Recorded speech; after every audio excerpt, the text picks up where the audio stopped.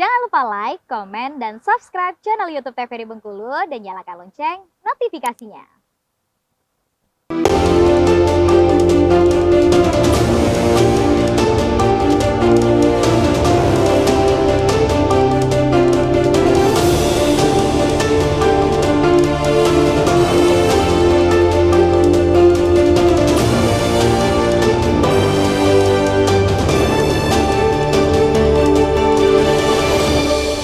Terima kasih pemirsa TVRI Bengkulu, Anda kembali menyaksikan Berendo masih bersama saya Afriko Zuhri. Dan tentu dalam tema kita kali ini membahas menuju pemimpin ideal. Nah, tadi kita sudah berbincang-bincang bersama Mardatila dan juga Jansen. Apa sih sebetulnya yang dibutuhkan masyarakat Bengkulu gitu ya? Kemudian untuk sosok pemimpin ideal ini seperti apa gitu? Apalagi tadi sempat membahas sedikit, sebetulnya Bengkulu ini punya potensi yang cukup besar, terutama mungkin untuk pembangkitan ekonomi. Nah, kalau kita bicara terkait dengan kepemimpinan, sebetulnya faktor dari keberhasilan pemimpin ini seperti apa? Kalau tadi bicara idealnya itu seperti apa gitu ya, tapi kalau pemimpin ini sudah menjadi sosok pemimpin, faktor keberhasilan dari seorang pemimpin itu seperti apa? Mungkin dari Johnson dulu. Ya, mungkin faktor keberhasilan dari seorang pemimpin mungkin yang pertama adalah keberhasilan daripada program yang dibawakan. Yeah. Kemudian penepatan terhadap janji, seperti itu. Kemudian apalagi yalah, target program itu juga perlu. Jadi program ini tentu berkaitan sekali gitu dengan faktor terkait dengan program yang dibawakan. Seperti disampaikan di awal tadi, artinya tidak hanya janji-janji saja gitu ya, tetapi juga apakah ini bisa terrealisasi gitu ya, untuk merealisasi janjinya. Nah, gimana nih kalau Mardatila ada yang ditambahkan untuk faktor seorang pemimpin ini seperti apa gitu untuk keberhasilan? Sebenarnya kalau faktor-faktor itu ya Bang subjektif ya kalau untuk dijawab.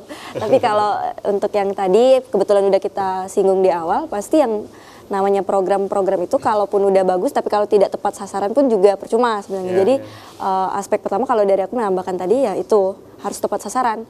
Percuma kalau programnya sudah bagus, kemudian akumulasinya sudah tepat tapi targetnya nggak sesuai, itu juga percuma. Tadi kayak pariwisata kan, kalau lihat-lihat di pariwisata Bengkulu itu kan tempatnya udah bagus, perencanaannya udah bagus, tapi dari segi desain mungkin kan masih terlalu sangat monoton kalau di Bengkulu itu. Kendalanya itu juga nggak bisa dikatakan berhasil nantinya. Walaupun udah dilaksanakan tapi tidak tepat sasaran juga nggak bisa dikatakan berhasil. Oke, jadi memang tepat sasaran ini juga mempengaruhi gitu ya, bagaimana keberhasilan dari kepemimpin atau mungkin program yang akan dijalankan.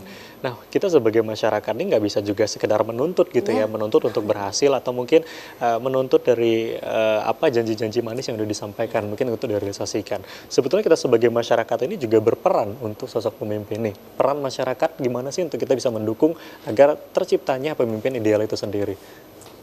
Dari saya yang pertama adalah tetap berpikir positif terhadap program yang dibawakan atau sedang dijalankan oleh pemerintah. Di samping itu kita harus tetap kritis agar pemerintah tetap berbenah. Selain kita berpikir positif, juga tetap berpikir kritis. Kemudian peran masyarakat adalah mengawal setiap kebijakan-kebijakan, juga menjalankan bagaimana kebijakan yang sudah dikeluarkan oleh pemerintah. Tentunya pemerintah mengeluarkan satu kebijakan berdasarkan riset juga, bukan hanya masyarakat, bukan hanya mahasiswa yang selalu melakukan riset, tetapi juga saya yakin pemerintah atau pemangku kepentingan juga melakukan riset sebelum mengeluarkan sebuah kebijakan. Nah, kalau dari Marda sendiri seperti apa? Apa sih sebetulnya peran kita sebagai masyarakat gitu ya untuk mewujudkan pemimpin yang ideal itu sendiri? Peran dari masyarakat untuk mewujudkan pemimpin yang ideal ya. Kalau tadi kata Bang Jansen harus kritis, tapi kan kalau kita lihat di lapangan sebenarnya kan masyarakat kita juga belum bisa menyentuh tahap kritis sepenuhnya, itu belum. Nah, jadi sebelum ke masyarakat mungkin aku lebih spesifik ke mahasiswanya aja ya Bang. Nah, kalau mahasiswa ini kan dia sebagai social control, udah tugasnya tuh untuk mengawal kebijakan-kebijakan pemerintah itu udah tepat pada ranahnya atau belum. Nah, kalaupun sempat menyimpang atau tidak tepat sasaran, disitulah kita kritisin. Tidak harus dengan demonstrasi sih, tapi lebih ke kan ini identik kalau mengkritik pemerintah itu dengan demo kan. Tapi kalau menurut saya tuh tidak melulu tentang demonstrasi. Tapi demonstrasi adalah salah satu caranya gitu. Bisa saja dengan beropini, kemudian membuka audiensi dan juga melakukan sosialisasi kepada masyarakat. Kalau masyarakatnya ada miss dengan pemerintah. Nah, di situ kita nyelip di tengah-tengah ini loh, Bapak Ibu, gini. Kalau pemerintah itu maksudnya seperti ini. Oh, ternyata dari masyarakatnya kehendaknya gini. Oh, kita sampaikan lagi ke pemerintah. Oh, Bapak Ibu pemangku kebijakan. Jadi kehendak dari masyarakat tuh itu seperti ini. Nah, di situ sih kalau aku menyelipnya gitu. Oke, kalau dari Marda sendiri melihat dari teman-teman mahasiswa gitu Iya. ya, bagaimana kita bisa mendemonstrasi, tapi juga bisa memberikan opini gitu ya kepada para pemimpin kita ke depan. Nah, tapi kalau kita bicara soal mungkin tadi mahasiswa, ini kita ngobrol soal anak muda gitu ya. Bicara soal anak muda, kalau ngomongin soal pemimpin, apalagi kemarin katakanlah di pemilu, dan ini kita bakal masuk pilkada.